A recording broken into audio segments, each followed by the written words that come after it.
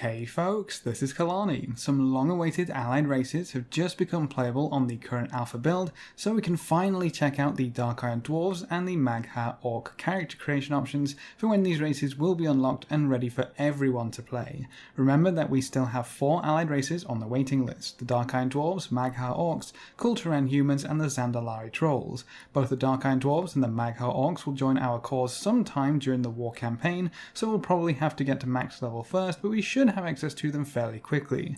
The Kulturan Humans and Zandalari Trolls are a little ways down the line, so it would make sense that we don't have access to their character creation just yet, so let's hop right in with the Dark Iron Dwarves. So the first thing, Dark Iron Dwarves can be warriors, paladins, hunters, rogues, priests, shamans, mages, warlocks and monks. No druids, demon hunters or death knights for the Dark Iron Dwarves. We have quite a few customization options, including skin color, face, hairstyle, hair color, facial hair, earrings, and tattoo style. So Dark Iron Dwarves do get a few tattoos, although like most of the other allied races, I think quite a lot of this is a little limited. So our skin colors is kind of dark ashy to quite pale to white pale, and then another dark ashy. So you only really have those 4 to play with. We do have quite a few faces, and they play about with the wrinkles in the face, making you a little younger, a little older, depending on what you want to look like, what kind of Dark Iron Dwarf, whether you've seen a few too many things, or if you're just fresh-faced into the world. When it comes to the hair, quite a few typical dwarven styles. We can be bold, or we can have a lot of hair, a little bit of hair, and a little bit of bold. We can have a lot more hair with a few braids. Braids are pretty typical, coming here from the dwarven aspect. Obviously, we're still dwarves, it's just we're underground for a very long time. Mohawk, where would we be without mohawks? And then a good old ponytail. Now, hair colour means a little more to the Dark Iron Dwarves than it does to the Dwarves. You get quite a few embers, so they're typically at the bottom of your beard and the bottom of your hair, no matter what hairstyle you have. And the colour doesn't really change on the embers, but it looks really cool depending on what your hair colour actually is. Like, that's a really typical Dark Iron Dwarf with really dark hair on fire, basically. So a few options, you know, it kind of covers all the bases there, and not a great deal of variety, but at least you have a few options.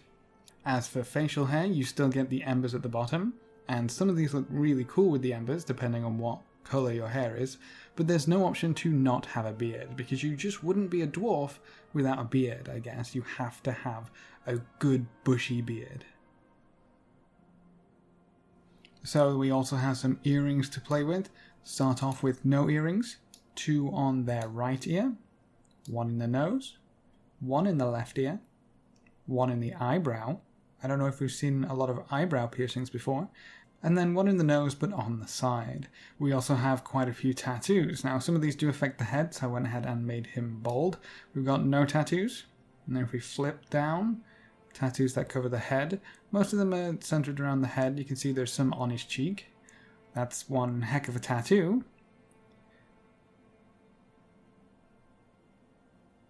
And then just some on the face. And then just for the eyes, to pretend you're a demon hunter. And that's it for the males. Let's hop on over to the females. So the females play out more or less the same. We've got a few skin colours to work with. We've got kind of dark ashy to a light ashy. We've got really pale, and then once again another dark ashy colour. So you're kind of stuck with just a few skin tones really if you're playing Dark Iron Dwarves.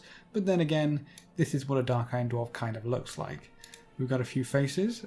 This is pretty much to do with wrinkles, once again, so how old do you want your character to look? And I've got to say, the females are looking way less rough compared to the males, although that's typically how things go. When it comes to hairstyles, we've got quite a few, as you might expect. We've got a thicker looking mohawk, which doesn't actually seem to have any of the ember effects, which is a little disappointing.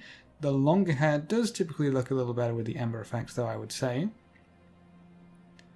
Few braids with some of the longer hair.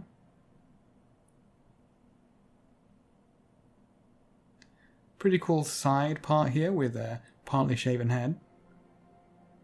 There's also the option to be bold as female. Nice to have the diversity. I think this might be one of the coolest ones with the braids with the Dark Iron Dwarf emblems in the back. I'm guessing that's what they are. and then finish it off with some good old-fashioned braids. The hair colours, once again, pretty much the same as the males, although they do look really cool with some of the ember effects. That's a pretty good hairstyle to show them off as well.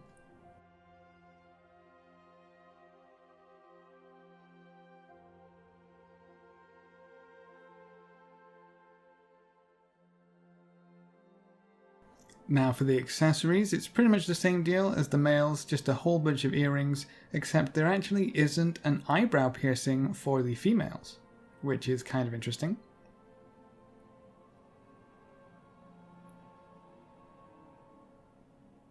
But we still get the nose piercings. And then the tattoos.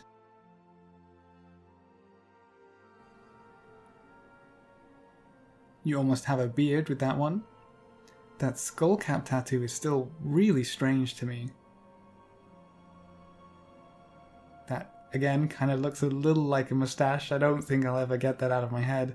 And then pretending to be a demon hunter once again. So that's it for the customization.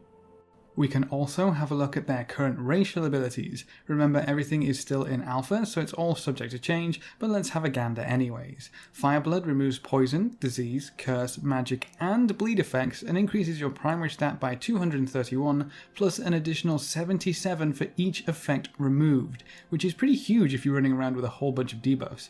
The effect lasts for 8 seconds. They can also summon a mole machine, which tunnels through the earth.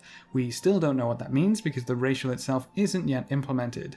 Dungeon Delver increases your movement speed by 4% whenever you're indoors, Forged in Flames reduces the physical damage you take by 1%, and Mass Production increases your blacksmithing skill by 5 and your blacksmithing speed by 25%, which might actually make a difference if you end up crafting a whole bunch of plate.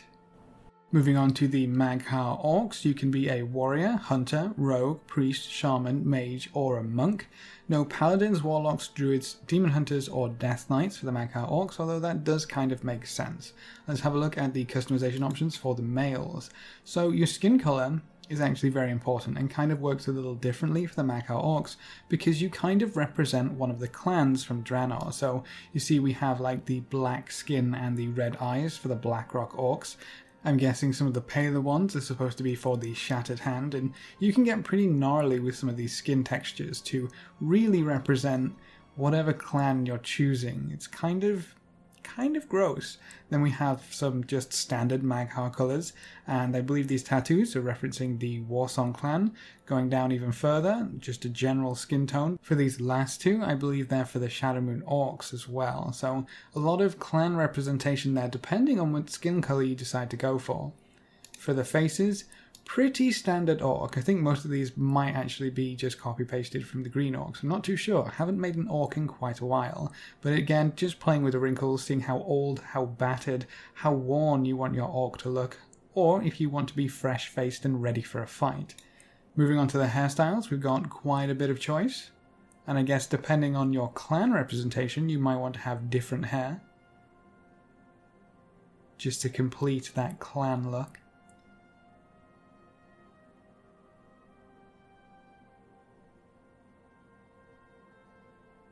Little mohawks. I like little mohawks. And then for the hair color, again, it's pretty typical hair colors, so I wouldn't expect anything too crazy out of the Mag'har Orcs. It's not like they're going to light their hair on fire. And then we have some glorious beards to work with as well. Some of these are almost on par with some of the dwarven braids.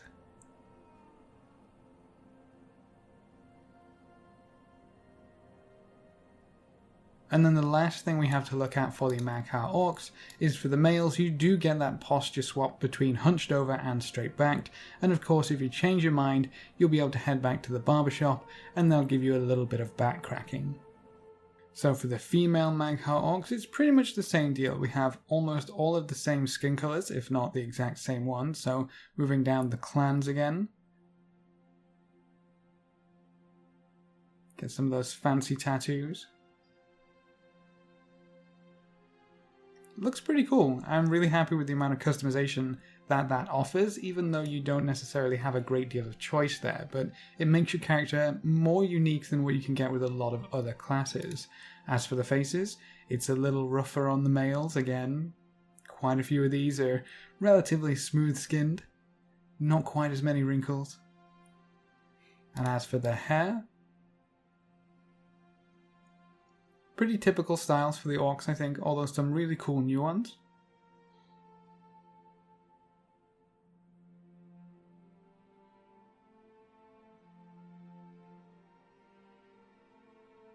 And then the hair colours are pretty much exactly the same as what you get for the males. Really typical colours.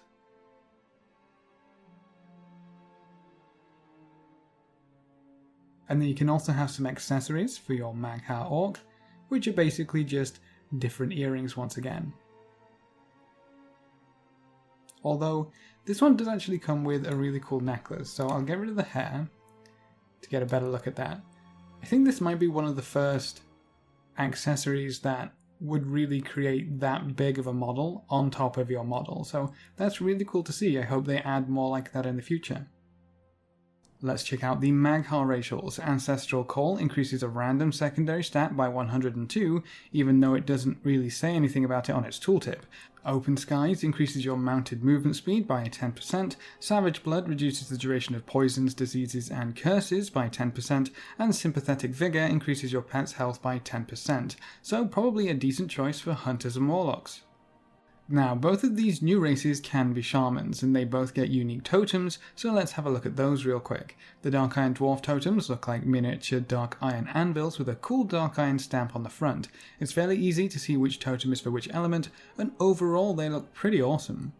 The Mag'har totems are a little less refined, they have more of a savage brutal look. They kind of look like the goblet that Gul'dan was offering Manaros blood in, which is kind of creepy but actually works really well. Both of these new totem sets are probably going to make our current shamans a little envious, but maybe it's just time to re-roll. Allied Races Preview. If you have alpha, go ahead and test out the Dark Iron Dwarves and the Mag'har Orcs. You might find a new race for yourselves. If you don't have access to the alpha, I hope this preview was useful. Battle for Azeroth is just around the corner, and I can't wait for this all to hit live servers. Which is your favourite allied race so far? Do you think the Kul'Tiran humans or the Zandalari trolls will be even cooler than these races? Leave all your thoughts in the comment section below. Remember to leave a like just below the video before you leave, and if you want to see more, make sure to subscribe. But apart from that, thanks for watching folks, good luck and have fun, and as always I will see you next time.